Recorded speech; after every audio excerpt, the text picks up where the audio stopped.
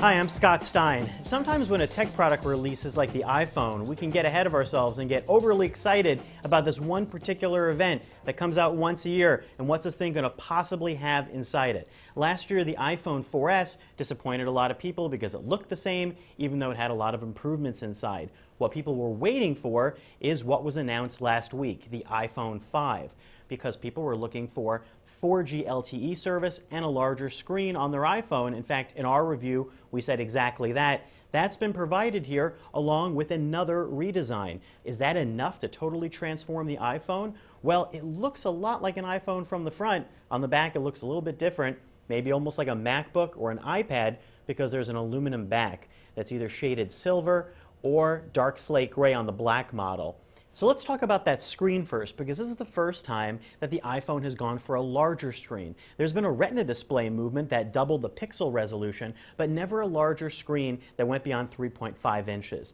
That's done here, but it hasn't really changed the feel of the iPhone, although it is longer than before. It still has that iconic look, and really you've shaved a little bit of space on the top and bottom here to get that extra long screen in. It's not extra long by Android standards. In fact, at 4 inches and a 16:9 aspect ratio, this actually still falls a little bit on the small end of those honking large surfboard phones, as I like to call them. And the width still feels the same, so it actually feels surprisingly holdable in a hand and doesn't really feel awkward to grab. And all of those apps mean that you have even more to choose from on your home page, creating a larger grid of 20 plus 4 below. The real killer app for this larger video screen is video playback, because now that it's a 16:9 resolution, you get less letterboxing, which creates an even larger sense of effective space on the iPhone. You will find that on photos, you're actually going to get some pillar boxing on the sides, because the photos that you take on your iPhone are not 16:9. But hold these two next to each other and you can see, yes, the screen's longer, but to a lot of people casually, they may not notice. And that seems to be the plan. This is not really a brand new super large element of the phone. This really is sort of a gentle redesign and lengthening of the iPhone. Now let's get to 4G LTE. Now, some people don't know or care about what LTE is.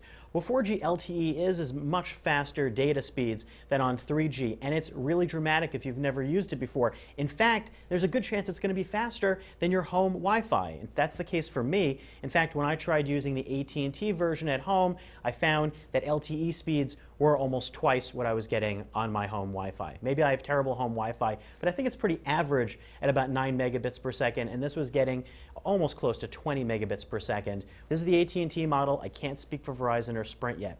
But that brings up another point. Not all iPhone flavors are exactly the same this time around. Now, you can use data and calls at the same time with the AT&T version, but you can't with the iPhone 5 via Verizon or Sprint.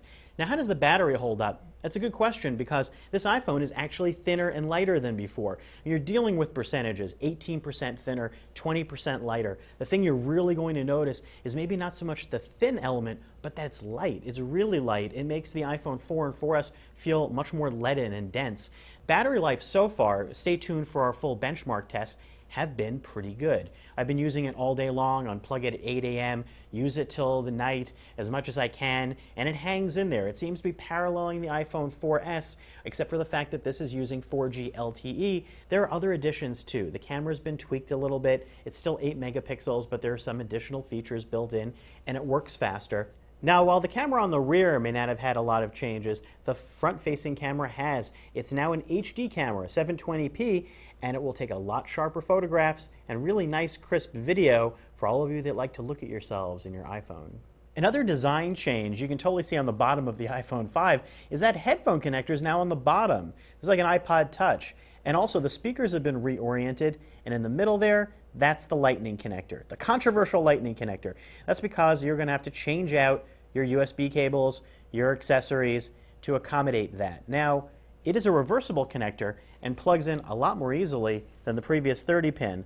It's nice abstractly, except for the fact that if you have old accessories, you're going to have to buy a 30-pin to lightning adapter, which may not work with all your peripherals. It will allow audio, but it will not allow video. You're going to have to buy a separate lightning to VGA or HDMI cable separately to use with the iPhone 5.